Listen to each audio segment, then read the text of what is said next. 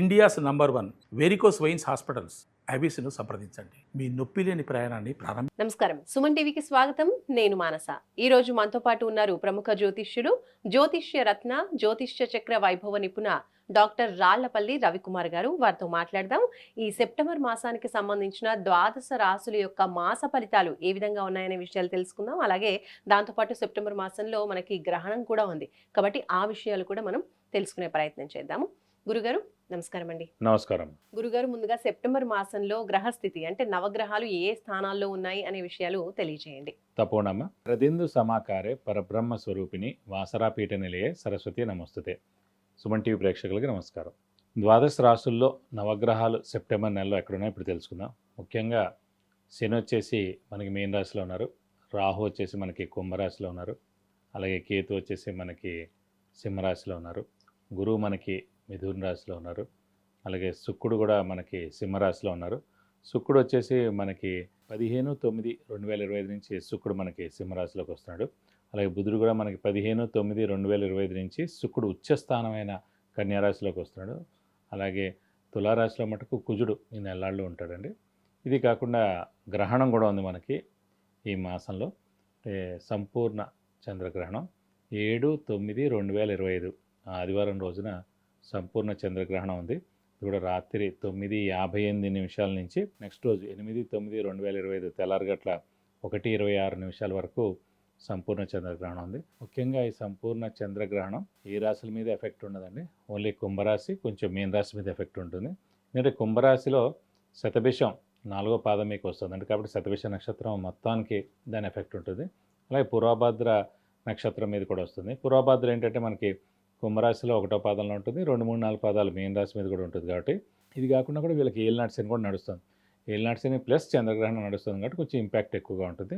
ముఖ్యంగా కుంభరాశికి కొంచెం తక్కువగా ఉండొచ్చు, ఎందుకంటే కుంభరాశి అధిపతే శని కాబట్టి ఏలినాటి శని నడుస్తున్నా కూడా శని అంత దారుణంగా అయితే ఉండడు, కానీ గ్రహణ ఎఫెక్ట్ కూడా ఖచ్చితంగా ఉంటుందని. సో జాగ్రత్తగా ఉండడం ఉత్తమం. సో శతభిష నక్షత్రానికి పూర్వభాద్ర నక్షత్రం మీదే చంద్రగ్రహణం వస్తుంది కాబట్టి ఈ 2 నక్షత్రాల వాళ్ళు కొంచెం జాగ్రత్తగా ఉండాలి.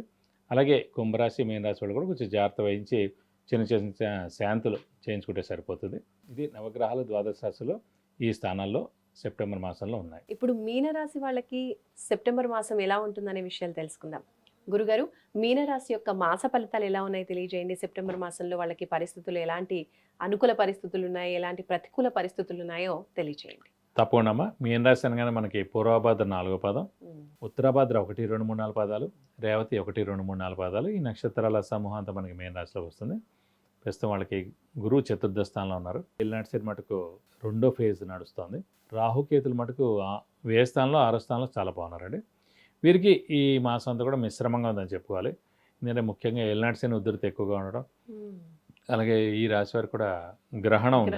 అంటే మొత్తం గ్రహణం మొత్తం ఆ 3 నక్షత్రాలకు కాదు, పూర్వభాద్ర నక్షత్రం మీద ఉంది కాబట్టి పూర్వభాద్ర 4వ పాదం ఈ మీన రాశిలోకి వస్తుంది. కాబట్టి పూర్వభాద్ర 4వ పాదం వారి మటుకు కొంచెం జాగ్రత్తగా ఉండాలి.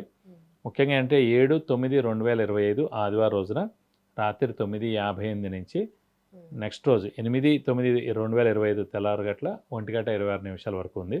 టోటల్ మొత్తం వ్యవధి వచ్చేసి 3:25 అండి గ్రహణ సమయం. సంపూర్ణ చంద్రగ్రహణం వస్తుంది. సో ఈ పూర్వభాద్ర 4వ పాదం వాళ్ళు కూడా 9:58కి తలస్నానం చేయాలి, పట్టు స్నానం. అలాగే విడుపు స్నానం అనేది తెల్లారగట్ల 1:26 చేయాలి. ఎప్పుడు గుర్తుపెట్టుకోండి, అనుకుంటారు మనకి ఏ ఇంపాక్ట్ ఉండదు, తప్పకుండా తలస్నానం చేస్తే ఆ దోషం పోతుంది. ఈ సమయంలో మనకు వచ్చిన శ్లోకాలు ఏమొస్తే ఆ శ్లోకం, శుక్లాం వరదరం విష్ణు అందం కూడా ఆ శ్లోకాన్ని పర్లేదు, ఓం నమ శివాయ అనుకోవచ్చు, ఏది వస్తే అది చదువుకుంటే అది చాలా పవర్ఫుల్ అండి. ఒక శ్లోకం చదివారు అనుకోండి మామూలు టైంలో, ఈ గ్రహణ సమయంలో ఒక్కసారి చదివితే 1,000 సార్లు చదివినట్టమాట. అందుకే ఎలాంటి వాళ్ళైనా పెద్ద పెద్ద వాళ్ళందరూ పీఠాధిపతులు అవనివ్వండి, లేకపోతే గురువులు అవనండి, ఎలాంటి వాళ్ళైనా ఉండి ఇలాంటి సమయాల్లో అన్నమాట హయ్యెస్ట్ పఠిస్తూనే ఉంటారు. వాళ్ళు అసలు దొరకరన్నమాట. ఈ సమయాన్ని వేస్ట్ చేయరు, వృధా చేయరు. అంత బాగా వాళ్ళు పఠిస్తూ దాన్ని జపిస్తూ దాన్ని ఇది చేస్తే కనుక అంత పవర్ వస్తుందన్నమాట. సో అది మనకి చాలా హెల్ప్ అవుతుంది. ఎందుకంటే మళ్ళీ 9 ఏళ్ల దాకా గ్రహణం రాదు. ఇప్పుడు ప్రతి 9 ఏళ్ళకి ఒకసారి వస్తుందండి గ్రహణం. ఏ రాశి వరకైనా సరే మామూలుగా ఆ సంవత్సరం ఉంటే ఉన్నట్టు లేకపోతే లేదు. కానీ మీ ఇప్పుడైతే ఇంక మళ్ళీ 9 ఏళ్ళ దాకా రాదు కాబట్టి 9 ఏళ్ళు ప్రశాంతంగా ఉండొచ్చు అన్నమాట. ఇప్పుడు ఖచ్చితంగా ఇది అయిపోయిన తర్వాత పొద్దునే మళ్ళీ తలస్నానం చేసి గుడికి వెళ్ళి ఏ గుడైనా పర్వాలేదు ఆ దేవుడి చుట్టూ 41 ప్రదక్షిణాలు చేసి వీలైతే ఆ బ్రాహ్మణుడికి అక్కడ చంద్రబింబం వెండిది దానం ఇవ్వడం, ఒక 100 రూపాయలు క్యాష్ ఇవ్వడం, చంద్రుడు బియ్యం మెయిన్గా దానం ఇస్తామంట చంద్రుడు కాబట్టి బియ్యం కేజీంపో దానం ఇవ్వడం, అలాగే వైట్ పంచె కానీ వైట్ లుంగి కానీ ఆ బ్రాహ్మణుడికి ఇస్తే కనుక దానం చేస్తే కనుక దోషం మొత్తం తొలగిపోయి మీకు అన్ని విధాలా బాగుంటుందండి.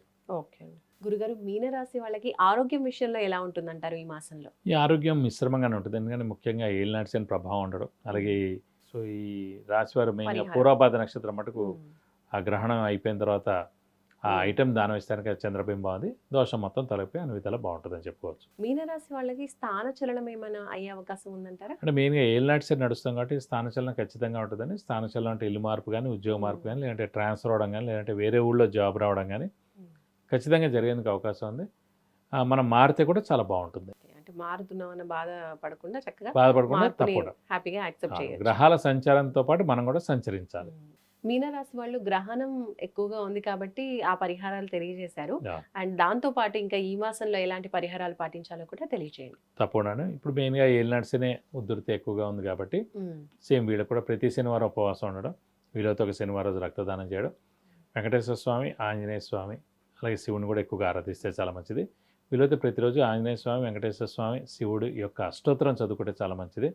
వాళ్ళ యొక్క మెయిన్ రోజులైన ఇప్పుడు వెంకటేశ్వర స్వామి అంటే బుధుడు అంటే బుధవారం, శనివారం, అలాగే మనకి ఆంజనేయ స్వామి అయితే కనుక మంగళవారం, శనివారం, శివుడు అయితేనే సోమవారం ఆ గుళ్ళకి వెళ్ళి 41 ప్రదక్షిణాలు చేయడం, వీళ్ళైతే అదే రోజుల్లో అభిషేకం కానీ అర్చన కానీ చేస్తే కనుక మీకు అన్ని విధాలా మంచి చేకూరుతుంది. విద్య, ఉద్యోగం, వ్యాపారం, వివాహం, సంతానం, ఆరోగ్యం, అలాగే విదేశీయానం, గృహయోగం, వాహన యోగం, ఇలా ఏ విషయంలోనైనా మీరు గురువుగారి నుంచి సలహాలు తీసుకోవాలి అనుకుంటే స్క్రీన్ పైన కనిపించే నెంబర్స్కి కాల్ చేసి పర్సనల్ అపాయింట్మెంట్ తీసుకోవచ్చు. ధన్యవాదాలు గురుగారు. నమస్కారం. నమస్కారం. చూసారు కదండి, ఇది మీనరాశికి సంబంధించిన సెప్టెంబర్ మాస ఫలితాలు. అలాగే గ్రహణం కూడా ఉంది కాబట్టి వీళ్ళు గ్రహణం సమయంలో కూడా పాటించవలసిన పరిహారాల గురించి గురుగారు తెలియజేశారు కాబట్టి తప్పకుండా ఇవన్నీ కూడా పాటించండి. చూస్తూనే ఉండండి సుమన్ టీవీ. నమస్కారం.